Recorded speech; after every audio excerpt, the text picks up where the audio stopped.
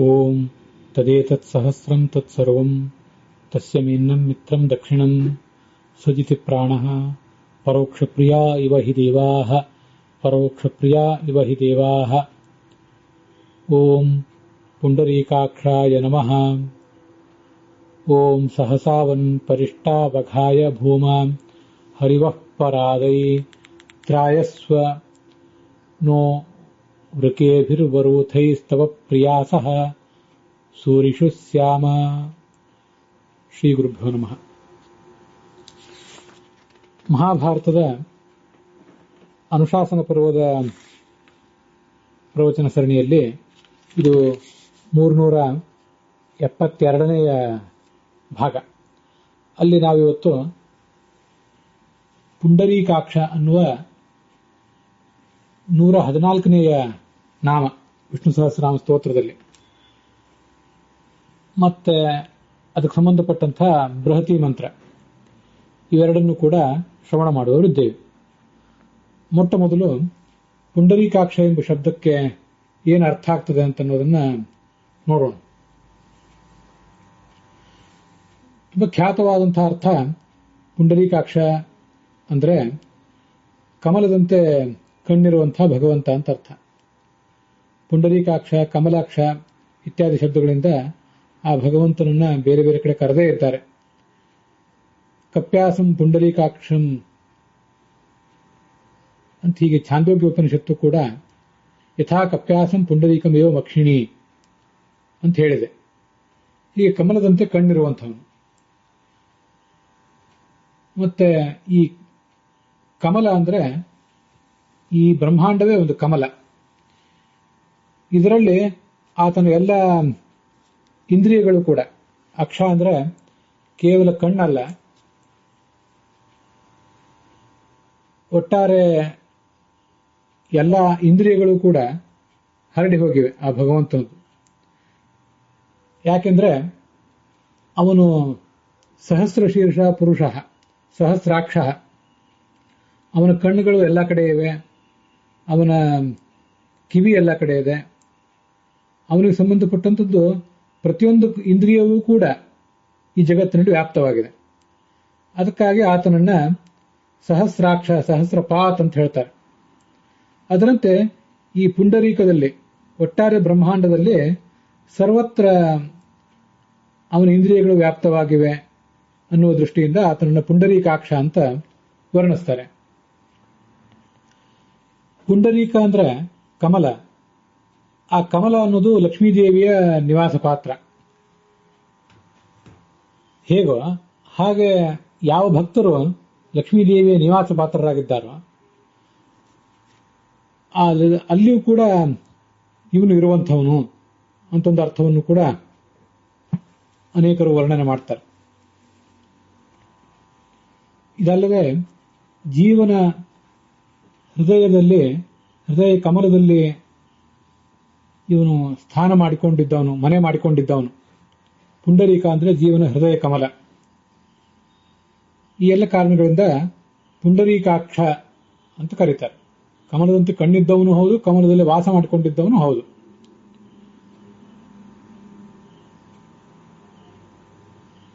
ಭಗವಂತನಿಗೆ ಕಮಲ ಹೇಗೆ ಪ್ರಿಯವೋ ಅದರಂತೆ ಎಲ್ಲ ಭಕ್ತರು ಕೂಡ ಪ್ರಿಯರಾದವರು.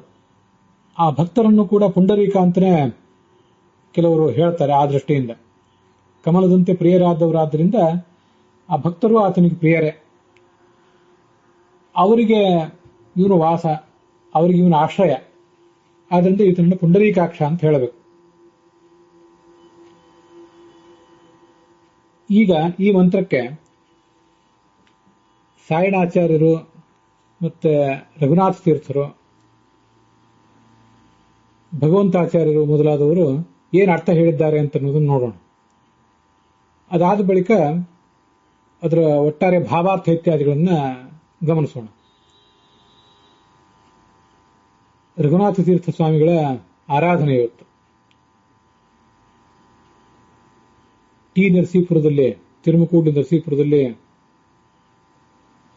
ಏನೊಂದು ಪವಿತ್ರ ಕ್ಷೇತ್ರ ಇದೆ. ಅಲ್ಲಿ ಈ ಶೇಷಚಂದ್ರಿಕಾಚಾರ್ಯರು ಅಂತ ಖ್ಯಾತರಾದಂಥ ರಘುನಾಥ ತೀರ್ಥರು ಇದ್ದಾರೆ. ಅವರ ಆರಾಧನೆ ದಿವಸ ಈ ಪುಂಡರೀಕಾಕ್ಷ ಅನ್ನುವ ಶಬ್ದದ ನಿರ್ವಚನವನ್ನ, ಬೃಹತಿ ಮಂತ್ರವನ್ನ ನಾವು ಈಗ ನೋಡ್ಲಿಕ್ಕೆ ತೊಡಗಿದ್ದೇವೆ. ಸಾಯಣಾಚಾರ್ಯರು ಈ ಮಂತ್ರಕ್ಕೆ ಏನು ಅರ್ಥ ಹೇಳ್ತಾರೆ? ಮೂಲ ಋಗ್ವೇದದಲ್ಲಿ ಮಂತ್ರ ಏನಿದೆ? ಮಾತೆ ಅಸ್ಯಾಂ ಸಹಸಾವನ್ ಪರಿಷ್ಟಾವಘಾಯ ಭೂಮ ಹರಿವಃ ಪರಾದೈ ತ್ರಾಯಸ್ವನೋ ವೃಕೇಭಿರ್ವರೂತೈ ಸ್ತವ ಪ್ರಿಯಾಸಃ ಸೂರಿಷು ಸ್ಯಾಮ ಅಂತ ಮೂಲ ಮಂತ್ರ ಋಗ್ವೇದದಲ್ಲಿ. ಅದರಲ್ಲಿ ಮಾತೆ ಅಸ್ಯಾಂ ಅಂತಂದು ಒಂದಿಷ್ಟು ಭಾಗವನ್ನ ಹಿಂದಿನ ಅಮೋಘ ಎಂಬ ಬೃಹತಿ ಮಂತ್ರದ, ಅಮೋಘ ಎಂಬ ವಿಷ್ಣು ಸಹಸ್ರನಾಮ ಮಂತ್ರದ ವ್ಯಾಖ್ಯಾನವನ್ನು ಮಾಡುವಂತಹ ಬೃಹತಿ ಮಂತ್ರಕ್ಕೆ ಅದನ್ನು ಹೊಂದಿಸಿಕೊಂಡಿದ್ವಿ. ಹಾಗಾಗಿ ಮಾತೆ ಅಸ್ಯಾಂ ಇತ್ಯಾದಿಗಳನ್ನ ಅಲ್ಲೇ ನಾವು ನೋಡಿದ್ವಿ ಕಳೆದ ಮಂತ್ರದಲ್ಲಿ. ದಾಶುಷೇ ಸುದಾಸೆ ಅಂತ ಪ್ರಾರಂಭ ಆಗಿ ಮಾತೆ ಅಸ್ಯಾಂ ಅಂತ ಕೊನೆಗೊಂಡಿತ್ತ ಮಂತ್ರ. ಹಾಗಾಗಿ ಇಲ್ಲಿ ಸಹಸಾವನ್ ಪರಿಷ್ಟಾವಘಾಯ ಅಲ್ಲಿಂದ ಪ್ರಾರಂಭ ಆಗಿ ಸೂರಿಷು ಸ್ಯಾಮ ಅನ್ನುವವರೆಗೆ ಮಾತ್ರ ಈ ಮಂತ್ರ ಕಂಡಿದೆ. ಏನು ಅರ್ಥವನ್ನು ಸಾಯಣಾಚಾರ್ಯ ಹೇಳಿದ್ದಾರೆ? ಸಹಸಾವನ್ ಅಂದ್ರೆ ಬಲಶಾಲಿಯಾದವನೇ. ಇದೇ ಅರ್ಥವನ್ನೇ ರಘುನಾಥ ತೀರ್ಥರು ಮತ್ತೆ ಭಗವಂತಾಚಾರ್ಯರು ಕೂಡ ಹೇಳಿದ್ದಾರೆ. ಹರಿವನ್ ಎಂಬ ಶಬ್ದಕ್ಕೆ ಈ ಇಂದ್ರ, ಪ್ರಾಣದೇವ ಮೊದಲಾದವರನ್ನೆಲ್ಲರನ್ನೂ ಕೂಡ ಪ್ರೇರಿಸುವಂಥವನು. ಆ ಅರ್ಥವನ್ನ ಭಗವಂತಾಚಾರ್ಯ ಹೇಳ್ತಾರೆ. ಯಾವುದೇ ಅರ್ಥವನ್ನ ಇಲ್ಲಿ ಸಾಯಣಾಚಾರ್ಯರಾಗಲಿ ರಘುನಾಥ ತೀರ್ಥರಾಗಲಿ ಹೇಳಿಲ್ಲ. ಹರೀನ್ ವರ್ತಯತಿ ಅಂತ ರಘುನಾಥ ತೀರ್ಥರು ಹೇಳ್ತಾರೆ. ಹರಿಗಳು ಅಂದ್ರೆ ಎಲ್ಲ ಕಪಿಗಳು, ಮತ್ತೆ ನಮ್ಮ ಇಂದ್ರಿಯ ಅಂತನೂ ಹರಿ ಎಂಬ ಶಬ್ದಕ್ಕೆ ಅರ್ಥ ಇದೆ. ಇವರೆಲ್ಲರನ್ನು ಕೂಡ ಮುನ್ನಡೆಸುವವನು, ಅವರಿಗೆ ಪ್ರೇರಕ ಅಂತ ಅದರ ಅರ್ಥ. ಹರಿವಹ ಅಂತಂದ್ರೆ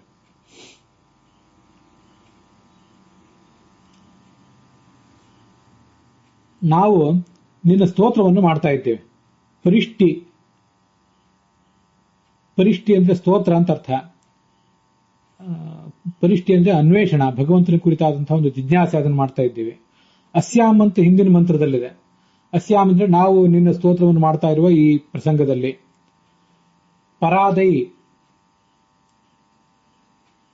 ಅಂದ್ರೆ ಈ ಪರಾಭವ, ನಮಗೆ ಪರಾಭವ ಆಗುವುದು ಬೇಡ, ನಾವು ಶತ್ರುಗಳಿಗೆ ಮಣಿಯುವುದು ಬೇಡ, ಮತ್ತೆ ನಮಗೆ ಪಾಪವೂ ಬರುವುದು ಬೇಡ. ನಾವು ಮಾಡಬೇಕಾದಂಥ ಪೂಜಾ, ಜಿಜ್ಞಾಸೆ ಇತ್ಯಾದಿಗಳನ್ನು ಸರಿಯಾಗಿ ಮಾಡದೆ ಅದರಿಂದ ನಮಗೆ ಪಾಪ ಅಥವಾ ವಿಘ್ನ ಆಗುವುದು ಬೇಡ, ಅಥವಾ ನಮಗೆ ಸೋಲು ಕೂಡ ಆಗುವುದು ಬೇಡ. ಅದಕ್ಕಾಗಿ ನೀನು ನಮ್ಮನ್ನ ರಕ್ಷಿಸಬೇಕು ಅಂತ ಅಲ್ಲಿ ಕೇಳ್ಕೋತಾರೆ.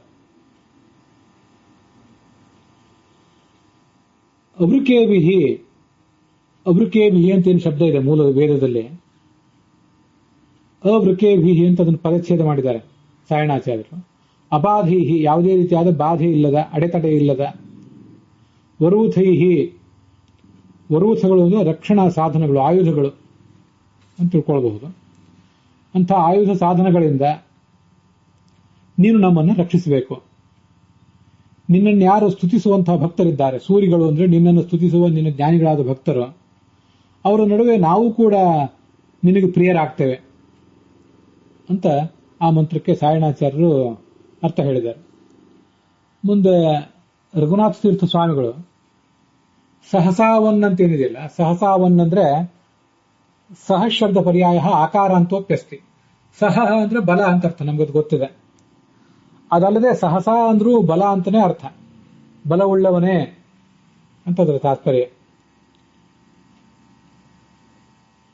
ಬಲವನ್ ಹರೀನ್ ವರ್ತಯತೀತಿ ಹರಿವಹ, ಹರಿಗಳನ್ನು ಮುನ್ನಡೆಸುವವನು.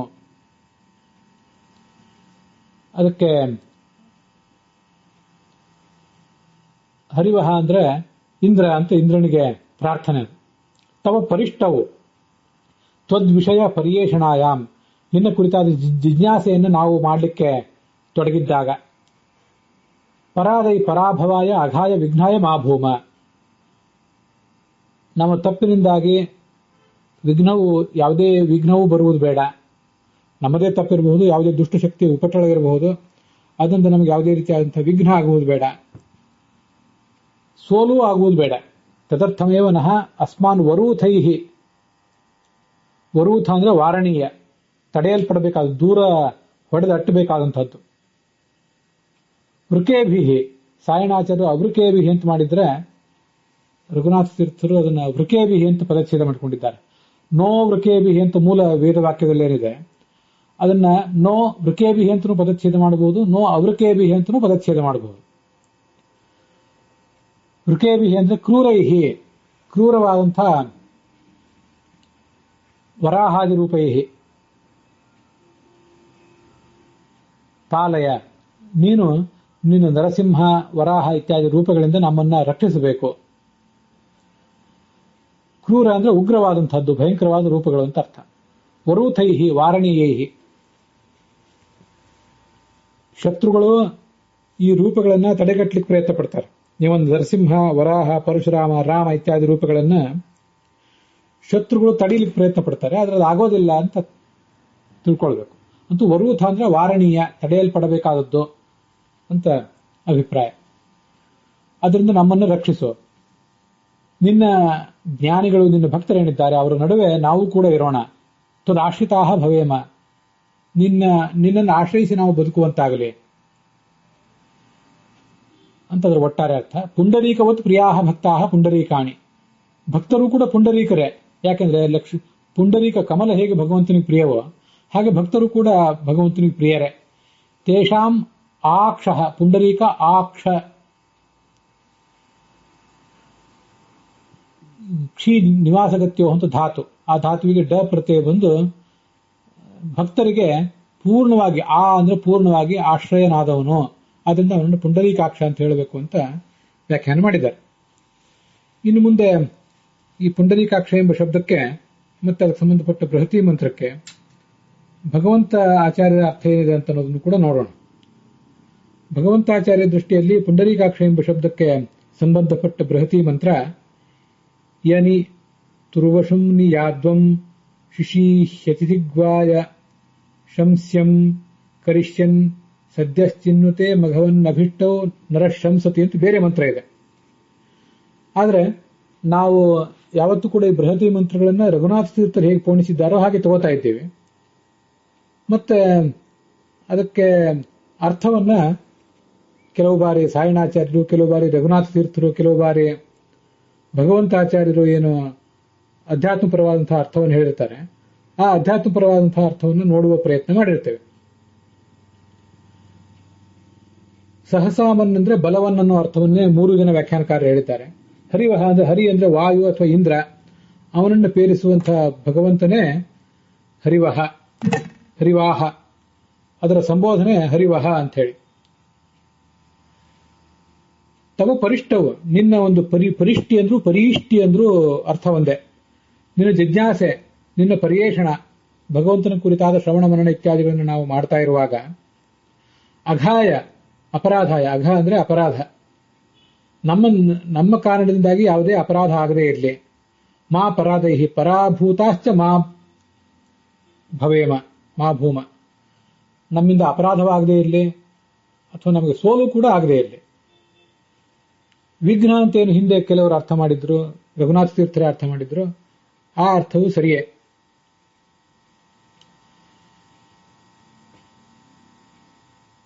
ಪ್ರಾಮಾದಿಕವಾದ ಅಪರಾಧವಾಗಲಿ, ಶತ್ರುಗಳಿಂದ ಪರಾಭವ ಆಗಲಿ ಆಗದೇ ಇರಲಿ ಅಂತ ಅರ್ಥ.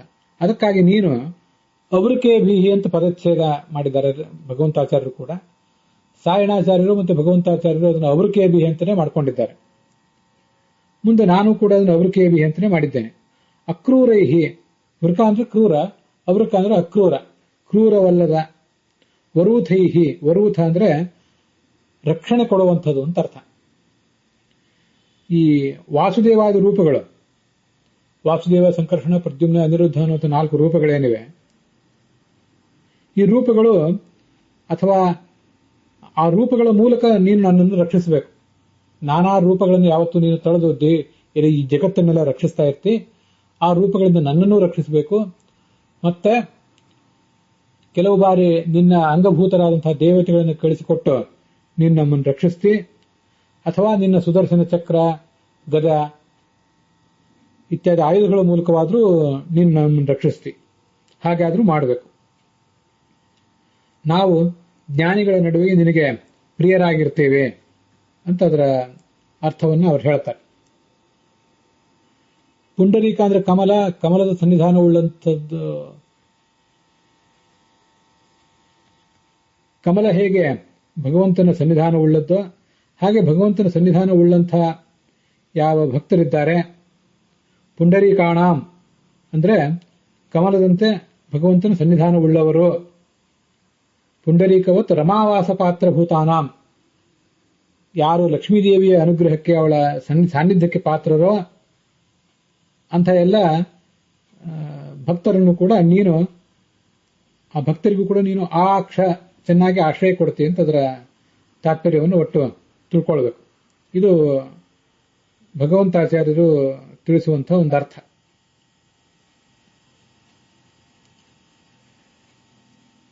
ಇನ್ನು ಈ ಮಂತ್ರಕ್ಕೆ ನಾನೇನು ಅರ್ಥ ಮಾಡಿಕೊಂಡಿದ್ದೇನೆ ಅಂತ ಅನ್ನೋದನ್ನ ಆ ಅನ್ವಯಾರ್ಥ ಮತ್ತೆ ಭಾವಾರ್ಥ ಅದರ ರೂಪದಿಂದ ತೋರಿಸ್ತೇನೆ. ಈ ಮೂವರು ಏನು ಅರ್ಥ ಮಾಡಿದ್ದಾರೆ ಅದರಲ್ಲಿರೋ ಕೆಲವು ಭಾಗಗಳನ್ನು ತಗೊಂಡಿದ್ದೇನೆ, ಮತ್ತೆ ಸ್ವಲ್ಪ ನನ್ನದೇ ಆದಂತಹ ಅರ್ಥವನ್ನು ಕೂಡ ಅಲ್ಲಿ ಸೇರಿಸ್ಕೊಂಡಿದ್ದೇನೆ. ಅದನ್ನ ಈ ಮುಂದಿನಂತೆ ನಾವು ನೋಡ್ಬೇಕೀಗ. ಮೊದಲು ಈ ಮಂತ್ರದ ಅನ್ವಯಾರ್ಥವನ್ನು ನೋಡೋಣ. ಹೇ ಸಹಸಾವನ್ ಬಲವನ್, ಹಿಂದಿನವರು ಹೇಳಿದ ಅರ್ಥವನ್ನು ಇಟ್ಕೊಂಡಿದ್ದೇನೆ. ಹರಿವಹ ಪ್ರಾಣೇಂದ್ರಾದಿ ದೇವಗಣ ಪ್ರೇರಕನೇ, ಮುಖ್ಯ ಪ್ರಾಣನಿಗೂ ಇಂದ್ರಾದಿ ದೇವತೆಗಳಿಗೂ ಪ್ರೇರಕನೇ. ಭಗವನ್ ತೇ ತವ ಪರಿಷ್ಟವು, ನಿನ್ನ ಕುರಿತಾದ ಜಿಜ್ಞಾಸೆಯನ್ನ ಅರ್ಥಾತ್ ಶ್ರವಣ ಮರಣ ಇತ್ಯಾದಿಗಳನ್ನ ಧ್ಯಾನಾದಿಗಳನ್ನ ನಾವು ಮಾಡುವಾಗ, ಅಸ್ಮಾಭಿಕ್ರಿಯಮಾಣಾಯಾಮ್ ನಮ್ಮಿಂದ ಮಾಡಲ್ಪಡ್ತಾ ಇರುವಾಗ, ನಮಗೆ ಸೋಲಾಗದೇ ಇರಲಿ, ವಿಘ್ನ ಆಗದೇ ಇರಲಿ ಅಂತ ಹಿಂದಿನವರೆಲ್ಲ ಅರ್ಥ ಮಾಡಿದ್ರು. ಅಲ್ಲಿ ಆಗದೇ ಇರಲಿ ಅಂತ ಅವ್ರು ಅರ್ಥ ಮಾಡ್ಕೊಳ್ಳಿಕ್ಕೆ ಮಾ ಅಂತ ಒಂದು ಶಬ್ದವನ್ನ ತಗೊಂಡಿದ್ರು. ಈ ಮೂಲ ಋಗ್ವೇದದಲ್ಲಿ ಮಾತೆ ಅಸ್ಯಾಂ ಅಂತಿದೆ, ನಾನು ಆವಾಗಲೇ ಹೇಳಿದ್ದೆ. ಮಾತೆ ಅಸ್ಯಾಂ ಅಲ್ಲಿಂದ ಪ್ರಾರಂಭ ಆಗಿ ಸಹಸಾವನ್ ಪರಿಷ್ಠಾ ವಘಾಯ ಭೂಮ ಅಂತ ಮಂತ್ರ ಇರೋದು. ಆದ್ರಿಂದ ಮಾ ಅನ್ನೋದನ್ನು ಭೂಮ ಅನ್ನೋದ್ರ ಜೊತೆಗೆ ಸೇರಿಸ್ಕೋತಾರೆ ಎಲ್ಲ ವ್ಯಾಖ್ಯಾನಕಾರರು ಕೂಡ. ರಘುನಾಥ ತೀರ್ಥ ಸ್ವಾಮಿಗಳು ಹಾಗೆ ಮಾಡಿದ್ದಾರೆ. ನಮಗೆ ಸೋಲಾಗದೇ ಇರಲಿ, ನಮಗೆ ವಿಘ್ನವೂ ಆಗದೇ ಇರಲಿ ಅಂತ ಅದರ ಧೋರಣೆ, ಆ ವ್ಯಾಖ್ಯಾನದ ಅಭಿಪ್ರಾಯ ಎಲ್ಲಾರ್ದು. ನಾನು ಆ ಮಾ ಅನ್ನುವುದನ್ನು ಇಲ್ಲಿ ಇಟ್ಕೊಂಡೇ ಇಲ್ಲ. ಯಾಕೆ ಅಂದ್ರೆ ಈಗ ನಾವು ನೋಡ್ತಿರುವ ಬೃಹತಿ ಮಂತ್ರ ಇದೆಯಲ್ಲ, ಸಹಸಾ ವನ್ಪರಿಷ್ಠಾ ವಕಾಯ ಭೂಮ ಹರಿವಃ ಪರಾದೈತ್ರಾಯಸ್ವನೋ ವೃಕೇಭಿರ್ವರೂಥೈ ಸ್ತವ ಪ್ರಿಯಾಸ ಸೂರಿಷು ಶ್ಯಾಮ ಅಂತ ಬೃಹತಿ ಮಂತ್ರ. ಈ ಬೃಹತಿ ಮಂತ್ರದಲ್ಲಿ ಏನು ಶಬ್ದಗಳು ಉಪಲಬ್ಧ ಇವೆ ಅದರ ಮೂಲಕವೇ ಸಾಧ್ಯ ಆದಷ್ಟು ಅರ್ಥವನ್ನೆಲ್ಲ ಗ್ರಹಿಸಬೇಕು ಅಂತ ನನ್ನ ಆಲೋಚನೆ. ಅದಕ್ಕಾಗಿ ಈ ಮಂತ್ರದಲ್ಲಿ ಮಾ ಅಂತಿಲ್ಲ, ಅದನ್ನು ಬೇರೆ ಕಡೆಯಿಂದ ತರುವ ಪ್ರಯತ್ನ ಮಾಡದೆ ಈ ಮಂತ್ರದಲ್ಲೇ ಇರುವ ಶಬ್ದಗಳ ಮೂಲಕವಾಗಿ ಅರ್ಥವನ್ನು ಕಾಣುವ ಪ್ರಯತ್ನ ಮಾಡ್ತೇನೆ. ಅದಕ್ಕಾಗಿ ನಾವೀಗ ಶ್ರವಣ ಮನನ ಧ್ಯಾನಾದಿಗಳನ್ನು ಮಾಡ್ತಾ ಇರುವಾಗ ನಮಗೆ ಉಪಟಳ ಕೊಡ್ಲಿಕ್ಕೆ ಬಂದಿರುವಂತಹ ಶತ್ರುಗಳಿದ್ದಾರಲ್ಲ, ನಾವು ಮಾಡುವ ಪಾಪ ಅವರಿಗೆ ಹೋಗಲಿ, ಮತ್ತೆ ಸೋಲು ಕೂಡ ಅವರಿಗಾಗಲಿ. ನಮಗೆ ಯಾರು ತೊಂದರೆ ಕೊಡ್ಲಿಕ್ಕೆ ಬಂದಿದ್ದಾರೆ, ನಮಗೆ ಪಾಪದ ಸ್ಪರ್ಶವನ್ನ ಸೋಲನ್ನು ಉಣಿಸ್ಲಿಕ್ಕೆ ಬಂದಿದ್ದಾರೆ, ಅದು ನಮಗೇನೂ ಆಗದೆ ಅವರಿಗೆ ಆಗಿ ಹೋಗಲಿ. ಇಲ್ಲಿ ನಮಗೆ ಅಂತ ಪ್ರಶ್ನೆ ಇಟ್ಕೊಂಡ್ರೆ ನಮಗೆ ಆಗದೇ ಇರಲಿ ಅಂತ ನಿಷೇಧ ಶಬ್ದ ಬೇಕು. ಒಂದು ಮಾ ಅನ್ನೋದು ನಿಷೇಧ ಶಬ್ದ. ಶತ್ರುಗಳಿಗೆ ಆಗಲಿ ಅಂತ ಹೇಳುವಾಗ ನಿಷೇಧ ಶಬ್ದ ಏನು ಬೇಕಾಗಿಲ್ಲ. ನಿಷೇಧ ಶಬ್ದ ಹೇಗೂ ಇಲ್ಲಿಲ್ಲ ಈ ಮಂತ್ರದಲ್ಲಿ, ಈ ಬೃಹತಿ ಮಂತ್ರದಲ್ಲಿ. ಅದಕ್ಕಾಗಿ ನಿಷೇಧ ಶಬ್ದ ಇಲ್ಲದೇನೆ ಈ ಸೋಲು, ಪಾಪ, ವಿಘ್ನ ಎಲ್ಲವೂ ಶತ್ರುಗಳಿಗಾಗಲಿ, ಶತ್ರು ಅಂತ ಒಂದು ಶಬ್ದ ಮಾತ್ರ ಅಧ್ಯಾಹಾರ ಮಾಡಿದ್ರೆ ಸಾಕು. ಅದಕ್ಕಾಗಿ ವಯಂ ಶತ್ರುಣಾಂ ಅಂತ ಅದನ್ನು ಕಂಸದಲ್ಲಿ ಹಾಕಿದ್ದೇನೆ, ಅದನ್ನು ಗಮನಿಸಬೇಕು. ಆ ಶತ್ರುಗಳಿಗೆ ಸೋಲಾಗಲಿ, ಪಾಪವಾಗಲಿ ನಮ್ಮಿಂದಾಗಿ, ನಿನ್ನ ಅನುಗ್ರಹದಿಂದಾಗಿ. ತ್ವಂ ನೀನು, ನಹ ನಮಗೆ, ಅವೃಕೈಹಿ, ಅವೃಕೈಹಿ ಅಂದ್ರೆ ಸೌಮ್ಯೈಹಿ, ಸೌಮ್ಯವಾದಂತಹ ವರೂಥೈಹಿ, ತ್ವದೀಯೈಹಿ ರಕ್ಷಕ ರೂಪೈಹಿ, ನರಸಿಂಹಾದಿ ರೂಪಗಳು, ನರಸಿಂಹ, ವರಾಹ, ಪರಶುರಾಮ ಇತ್ಯಾದಿ ರೂಪಗಳಿಂದ ಇವೆಲ್ಲ ವಸ್ತುತಃ ಉಗ್ರವಾದ ರೂಪಗಳೇ. ಆದರೆ ನಮ್ಮ ಪಾಲಿಗವು ಸೌಮ್ಯವಾಗಲಿ. ಸುಮ್ನಂ ಅಸ್ಮಿತೆ ಅಸ್ತು ಅಂತ ರುದ್ರಾಧ್ಯಾಯದಲ್ಲಿ ನಿನ್ನ ಆ ರೂಪ ನಮಗೆ ಸುಮ್ನವಾಗಲಿ, ಸುಮ್ನ ಅಂದ್ರೆ ಸೌಮ್ಯವಾಗಲಿ ಅಂತ ವರ್ಣನೆ ಮಾಡಿದ್ದಾರೆ. ತ್ರಾಯಸ್ವ, ನಮ್ಮನ್ನು ನೀನು ರಕ್ಷಿಸಬೇಕು. ಅಪಿಚ, ಅದಲ್ಲದೆ ವಯಂ, ನಾವು ಸೂರಿಷು ಜ್ಞಾನಿಷು, ನಿನ್ನ ಜ್ಞಾನಿಗಳೇನಿದ್ದಾರೆ ಅವರ ನಡುವೆ ನಾವು ಇರೋಣ. ಆ ಜ್ಞಾನಿಗಳ ನಡುವೆ, ಭಕ್ತರ ನಡುವೆ ನಮ್ಮನ್ನು ಕೂಡ ನೀನು ಸೇರಿಸಿಕೋ. ನಾವು ನಿನಗೆ ಜ್ಞಾನಿಗಳಂತೆ, ದೊಡ್ಡ ದೊಡ್ಡ ಜ್ಞಾನಿಗಳಂತೆ ನಾವು ಪ್ರಿಯರಾಗೋಣ. ಇದರ ವ್ಯಾಕರಣಾಂಶ ಭಾವಾರ್ಥದ ಬಳಿಕ ಇದೆ. ಅಲ್ಲಿ ಪುಂಡರೀಕಾಕ್ಷ ಎಂಬ ನಾಮಕ್ಕೂ ಈ ಬೃಹತಿ ಮಂತ್ರಕ್ಕೂ ಏನು ಸಂಬಂಧ ಅಂತ ಅನ್ನೋದನ್ನು ಈಗ ನೋಡೋಣ. ಭಾವಾರ್ಥವನ್ನು ಆಮೇಲೆ ನೋಡೋಣ. ಅನ್ವಯಾರ್ಥ ನೋಡಿದ್ದೇವೆ. ವ್ಯಾಕರಣಾಂಶ, ಪುಂಡರೀಕಾಕ್ಷ ಎಂಬ ನಾಮಕ್ಕೂ ಬೃಹತಿ ಮಂತ್ರಕ್ಕೂ ಇರುವ ಸಂಬಂಧ ಇತ್ಯಾದಿಗಳನ್ನು ನೋಡಿ ಆಮೇಲೆ ಭಾವಾರ್ಥ ನೋಡೋಣ. ಈ ಪುಂಡ, ನಾವು ಕನ್ನಡದಲ್ಲಿ ಪುಂಡರು, ಪುಂಡಾಟಿಕೆ ಮಾಡುವವರು ಅಂತ ಶಬ್ದವನ್ನು ಕೇಳಿರ್ತೇವೆ. ಪುಂಡರು ಅಂದ್ರೆ ನಾಶ ಮಾಡುವವರು, ಹಾವಳಿ ಮಾಡುವವರು ಅಂತ ಅದರ ಅರ್ಥ ಸಾಮಾನ್ಯವಾಗಿ ನಮ್ಗೆ ಗೊತ್ತಿದೆ. ಅದಕ್ಕೆ ಮೂಲಭೂತವಾದಂತಹ ಒಂದು ಧಾತು ಪುಡಿ ಖಂಡನೆ ಅಂತಿದೆ. ಎಲ್ಲವನ್ನೂ ಹಾಳು ಮಾಡುವುದು ಅಂತ ಅರ್ಥ. ಅಥವಾ ಪುಡಿ ಸಂಘಾತೆ, ಹಾಗೂ ಮತ್ತೊಂದು ಅರ್ಥವೂ ಕಾಣಿಸ್ತದೆ. ಅದೇನೇ ಇರಲಿ, ವೈಯಾಕರಣ ಸಿದ್ಧಾಂತ ಕೌಮುದಿಯಲ್ಲಿ ಪುಡಿ ಖಂಡನೆ ಅಂತ ಒಂದು ಧಾತು ಕಾಣಿಸ್ತದೆ. ಆದ್ರಿಂದ ಮತ್ತು ಲಕ್ಷ್ಮೀ ಮತ್ತು ಈ ನಾರಾಯಣರಿಬ್ಬರು ಕೂಡ ಪುಂಡರು ಅಂತ ಕರೆಸ್ಕೊಂಡಿದ್ದಾರೆ. ಲಕ್ಷ್ಮಿಯೂ ಪುಂಡಳೆ, ಲಕ್ಷ್ಮಿಯೂ ಪುಂಡಿ, ನಾರಾಯಣ ಪುಂಡ. ತುಂಬಾ ವಿಚಿತ್ರವಾದದ್ದು. ಯಾಕೆಂದ್ರೆ ಪ್ರಳಯ ಕಾಲದಲ್ಲಿ ಅವರಿಬ್ಬರು ಪುಂಡಾಟಿಕೆ ಮಾಡ್ತಾರೆ. ಅವಳು ದುರ್ಗಾ ರೂಪದಿಂದ ಈ ಜಗತ್ತೆಲ್ಲವನ್ನು ಕೂಡ ನಾಶ ಮಾಡ್ತಾಳೆ. ಭಗವಂತನು ಕೂಡ ನರಸಿಂಹ ರೂಪದಿಂದ ಜಗತ್ತೆಲ್ಲವನ್ನು ನಾಶ ಮಾಡ್ತಾನೆ. ಅದರಿಂದ ಖಂಡಿಸುವುದಂದ್ರೆ ನಾಶ ಮಾಡುವುದು. ಆದ್ರಿಂದ ಅವನು ಪುಂಡಿ, ಇವಳು ಪುಂಡ. ಈ ಭಗವಂತ ಪುಂಡ. ಪುಂಡತಃ ಇತಿ ಪುಂಡೌ, ಪುಂಡೀಚ ಪುಂಡಶ್ಚ ಪುಂಡೌ ಏಕಶೇಷ ಸಮಾಸ ಆಗಿದೆ. ಪುಂಡ ಅನ್ನುವ ಶಬ್ದದ ದ್ವಿವಚನ ಪುಂಡೌ, ಅದು ಲಕ್ಷ್ಮೀನಾರಾಯಣರಿಬ್ಬರನ್ನು ಹೇಳ್ತದೆ. ಪುಂಡರೀ ಅಂದ್ರೆ ಆ ಲಕ್ಷ್ಮೀನಾರಾಯಣರಿಬ್ಬರನ್ನು ಕೂಡ ತಿಳಿಯ ಬಲ್ಲವನಾದಂತಹ ಸಾಧಕ ಅಂತ ಅರ್ಥ. ತೌ ರಿಣಂತಿ ಅಂದ್ರೆ ಜಾನಂತೆ ಇತಿ ಪುಂಡರಯ. ಲಕ್ಷ್ಮೀನಾರಾಯಣರಿಬ್ಬರ ಮಹಿಮೆಯನ್ನು ತಿಳಿಯಬಲ್ಲ ಸಾಧಕನೇ ಪುಂಡರೀ. ಪುಂಡರೀಹಿ ಪುಂಡರಿಯೌ ಪುಂಡರಿಯ, ಸುಧೀಹಿ ಸುಧಿಯೌ ಸುಧೀಹ ಅಂತ ಶಬ್ದದಂತೆ. ಹಾಗಾಗಿ ಪುಂಡರೀ ಅಂದ್ರೆ ಭಗವಂತನನ್ನು ತಿಳಿಯುವ ಸಾಧಕ. ಪುಂಡರಯ ಅಂದ್ರೆ ಅದದ್ದೇ ಬಹುವಚನ. ರೀ ಗತಿ ರೇಷಣೆಯೋ ಅಂತ ಧಾತು ಇದೆ. ಅದರಿಂದ ಪುಂಡರಯ ಅಂತ ಶಬ್ದ ನಿಷ್ಪನ್ನ ಆಗ್ತದೆ. ಪುಂಡರಯ ಏವ ಪುಂಡರೀಕಾಹ. ಸ್ವಾರ್ಥೆ, ಅಲ್ಲೊಂದು ಕ ಪ್ರತ್ಯಯ ಬಂದಿದೆ, ಸ್ವಾರ್ಥೆ ಬಂದಿಲ್ಲ. ಈ ಲಕ್ಷ್ಮೀನಾರಾಯಣರಿಬ್ಬರನ್ನೂ ಕೂಡ ಯಾವ ಚತುರ್ಮುಖನಾಗಲಿ, ಸರಸ್ವತಿಯಾಗಲಿ, ಈ ಜಗತ್ತಿನಲ್ಲಿ ಮತ್ಯಾವುದೇ ವಿದ್ವಾಂಸನಾಗಲಿ, ವಿದುಷಿಯಾಗಲಿ ಪೂರ್ಣವಾಗಿ ತಿಳಿಯುವುದು ಸಾಧ್ಯ ಇಲ್ಲ. ಪುಂಡವು ಪೂರ್ಣತೆಯ ನಜ್ಞಾತು ಪ್ರಭವಂತಿ ಇತಿ ಕುತ್ಸಾರ್ಥೆ ಕಹ. ಕ ಅನ್ನೋ ಪ್ರತ್ಯಯ ಸಂಸ್ಕೃತದಲ್ಲಿ ಬರುವುದು ಕೆಲವು ಸರಿ ಏನು ವಿಶೇಷ ಅರ್ಥ ಇಲ್ಲದೆ ಬರ್ತದೆ. ಕೆಲವು ಸರಿ ಕುತ್ಸ, ಯಾವ ಮೂಲ ಶಬ್ದ ಇದೆ ಅದೇನು ಅರ್ಥ ಹೇಳ್ತದೆ ಆ ಅರ್ಥವನ್ನು ಪೂರ್ಣವಾಗಿ ಗ್ರಹಿಸಬಾರದು, ಸ್ವಲ್ಪ ಅದರಲ್ಲಿ ಕಡಿಮೆ ಅರ್ಥವನ್ನು ಗ್ರಹಿಸಬೇಕು ಅನ್ನೋ ಅರ್ಥದಲ್ಲಿ ಪುಂಡರಿ ಒಂದು ಕ ಅನ್ನೋ ಪ್ರತ್ಯಯನೂ ಬರ್ತದೆ.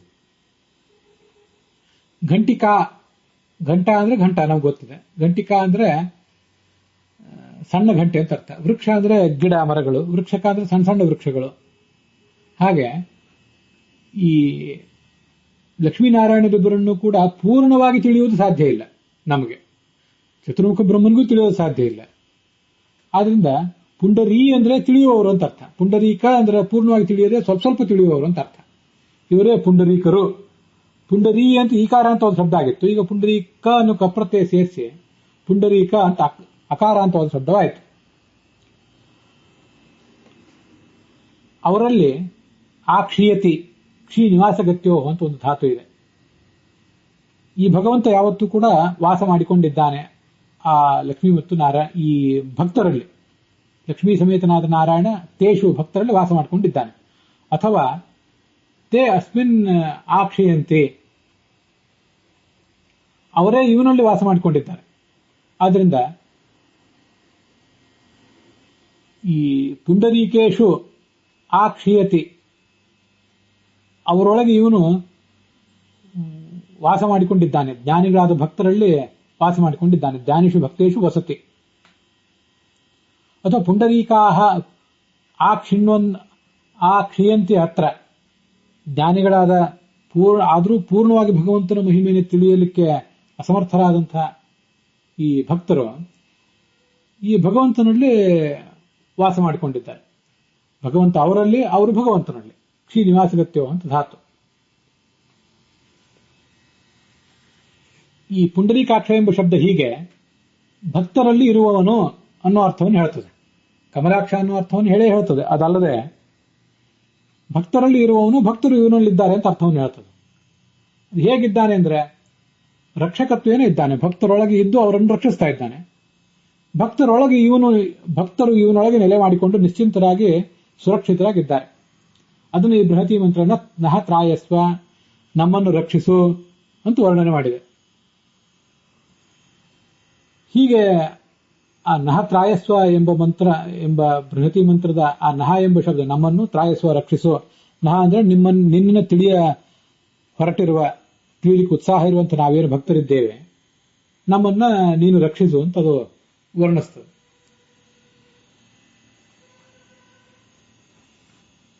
ಹೀಗೆ ನಹ ತ್ರಾಯಸ್ವ ಎಂಬ ಎರಡು ಶಬ್ದಗಳಿಂದ ಪುಂಡರೀಕಾಕ್ಷ ಎಂಬ ನಾಮದ ಅರ್ಥವನ್ನೇ ಬೃಹತಿ ಮಂತ್ರ ವ್ಯಾಖ್ಯಾನ ಮಾಡಿದೆ. ಒಟ್ಟಾರೆ ಬೃಹತಿ ಮಂತ್ರದ ಅರ್ಥ ಏನಾಯ್ತು, ತಾತ್ಪರ್ಯ ಏನಾಯ್ತು? ಅಜೇಯನಾದ, ಯಾರಿಗೂ ಮಣಿಯದ ಭಗವಂತನೇ. ಭಾವಾರ್ಥವನ್ನು ನೋಡೋಣ. ಪ್ರಾಣ, ಇಂದ್ರ ಇತ್ಯಾದಿ ದೇವತೆಗಳಿಗೆ ಪ್ರೇರಕನಾದ ಭಗವಂತನೇ, ನಾವು ನಿನ್ನ ಜಿಜ್ಞಾಸ ಅಥವಾ ಧ್ಯಾನದಲ್ಲಿ ಇರುವಾಗ ನಮ್ಮನ್ನ ಪೀಡಿಸಲು ಬರುವಂತಹ ಶತ್ರುಗಳಿಗೆ ನಮ್ಮ ಪಾಪ ತಟ್ಟಲಿ, ಸೋಲು ಆಗಲಿ. ನಮಗೆ ಪಾಪ ಆಗದೇ ಇರಲಿ, ನಮಗೆ ವಿಘ್ನ ಆಗದೇ ಇರಲಿ, ನಮಗೆ ಸೋಲು ಆಗದೇ ಇರಲಿ, ಎಲ್ಲವೂ ಅವರಿಗಾಗಲಿ. ವೈರಿಗಳಿಗೆ ಉಗ್ರಗಳು ಆದರೆ ನಮಗೆ ಸೌಮ್ಯಗಳು ಆದಂತಹ ನಿನ್ನ ನರಸಿಂಹಾದಿ ರೂಪಗಳಿಂದ ನಮ್ಮನ್ನು ನೀನು ಕಾಪಾಡಬೇಕು. ಅಲ್ಲದೆ ನಿನ್ನ ಅನುಗ್ರಹದಿಂದ ಜ್ಞಾನಿಗಳ ನಡುವೆ ನಾವು ಕೂಡ ನಿನಗೆ ಪ್ರಿಯರಾಗುವಂತಾಗಲಿ, ಈ ಒಂದು ಆಶೀರ್ವಾದವನ್ನ ನೀನು ನಮಗೆ ಮಾಡಬೇಕು. ಇದು ಅದರ ಭಾವಾರ್ಥ. ಈ ಪುಂಡರೀಕಾಕ್ಷ ಎಂಬ ನಾಮದ ವಿಶೇಷ ಅರ್ಥಗಳನ್ನ ಮತ್ತೆ ಅದರ ಆಧಾರಭೂತವಾದಂತಹ ಶ್ಲೋಕಗಳನ್ನೆಲ್ಲವನ್ನು ಕೂಡ ಮುಂದಿನ ಭಾಗದಲ್ಲಿ ನೋಡೋಣ. ಇಲ್ಲಿಗೆ ಇವತ್ತಿನ ಈ ಭಾಗ ಸಮಾಪ್ತವಾಗಿದೆ.